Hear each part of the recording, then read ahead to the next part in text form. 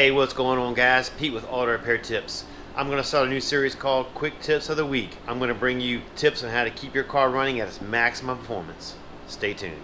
If you want to learn how to keep your car maintained and all other kinds of cool stuff, then click that subscribe button and don't forget to hit that bell so you don't miss anything.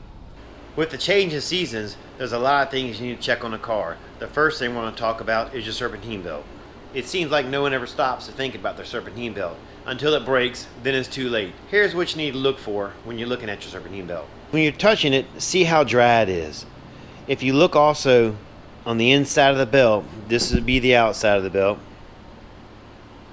and this is going to be the inside of the belt. If you look at the inside of the belt, you can see cracks. As the belt gets old, it starts to dry out, and then it starts to form cracks.